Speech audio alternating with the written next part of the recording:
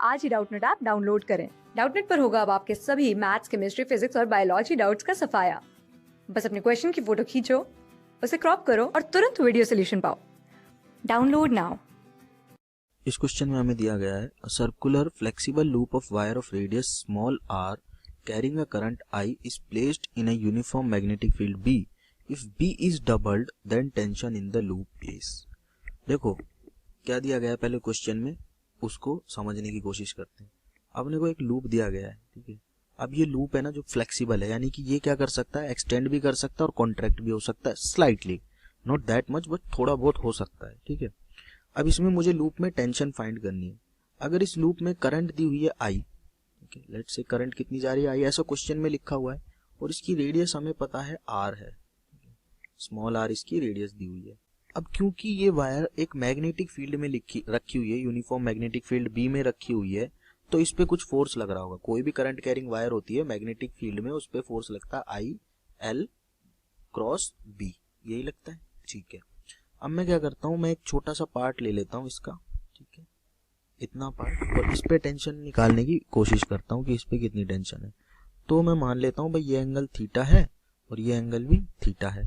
तो इस पार्ट पे जो टेंशन आ रही होगी, ठीक है, इस पार्ट पे वो टेंशन आ रही होगी यहाँ की तरफ, ठीक है, और इस पार्ट पे टेंशन आ रही होगी यहाँ की तरफ, ठीक है। अब इस एंगल को मैं क्या कर लेता हूँ, हॉरिजॉन्टल से थीटा मान लेता हूँ।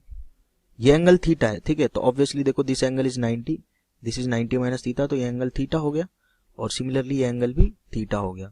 तो भैया ये जो टेंशन है यहाँ पे टी, और ये टेंशन है टी, ये कितनी लग रही होगी, इसका कंपोनेंट आ रहा होगा इधर टी कॉस थीटा, और नीचे की तरफ आ रहा होगा यहाँ पे टी साइन थीटा, ठीक है। सिमिलरली इस वाली टेंशन का इधर कंपोनेंट आ रहा होगा टी कॉस थीटा, और नीचे की तरफ आ रहा होगा अगेन टी साइन थीटा, ठीक है। तो ये टी कॉस थीटा इस टी कॉस थीटा को कैंसल आउट कर देगा, ठीक है।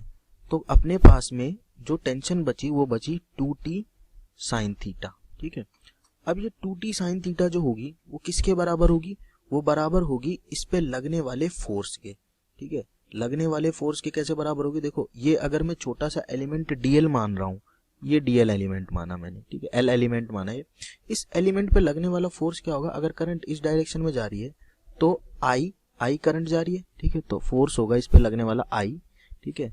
एल यानी कि length of this particular element, length कितनी होगी R into two theta, R into two theta क्यों, क्योंकि ये एंगल टू थीटा है और इसकी रेडियस आर है, तो आर्क की लेंथ हम लिख सकते हैं आर टू थीटा से, ठीक है। I L into B, B की वैल्यू क्या है, मैग्नेटिक फील्ड है बी, ठीक है।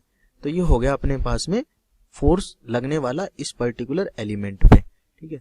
इस एलिमेंट पे जो फोर्स लग रहा होगा वो कैसे होगा, देखो अगर इस डायरेक्शन में आई है यानी कि एल इधर हो गया, और बी जो है वो प्लेन के मैं ऊपर मान रहा हूं, ठीक है। स्टेबिलिटी के लिए मुझे ऊपर मानना पड़ेगा, तो ये फोर्स किधर आएगा, इधर की तरफ आएगा, जो कि इसको बैलेंस करने की कोशिश करेगा, ठीक है। तो भाई टेंशन कितनी होगी, टेंशन होगी अपने पास में 2 से 2 कैंसिल आउट कर देते हैं यहाँ पे, ठीक है। तो ये बनेगा T sine theta is equals to I R B theta. अब अगर ये एंगल थीटा वेरी स्मॉल है, if theta is very small, ठीक है, थीटा की वैल्यू अगर बहुत कम है तो साइन थीटा को हम क्या लिख सकते हैं, थीटा लिख सकते हैं simply, sine theta can be written as theta. तो T theta is equals to I R B theta लिख सकते हैं। तो थीटा से थीटा कैंसिल आउट, तो टी की वैल्यू क्या आ गई आई आर बी। तो बेसिकली थीटा की जो वैल्यू, टी की जो वैल्यू है वो प्रोपोर्शनल है बी के, यानी कि मैग्नेटिक फील्ड अगर आप बढ़ाओगे तो लीनियरली उसके साथ टेंशन बढ़ती चली जाएगी। अब आप मैग्नेटिक फील्ड को कर रहे हो डबल, तो टेंशन भी कितनी हो जाएगी, डबल हो जाएगी। तो ऑप्शन 2 इज करेक्ट। क्लास 6 से 12 से लेके नीट, IIT, जेईई मेंस और एडवांस के लेवल तक 10 मिलियन से ज्यादा स्टूडेंट्स का भरोसा। आज ही डाउनलोड करें डाउटनेट ऐप या व्हाट्सएप कीजिए अपने डाउट्स 8400 400 400 पर।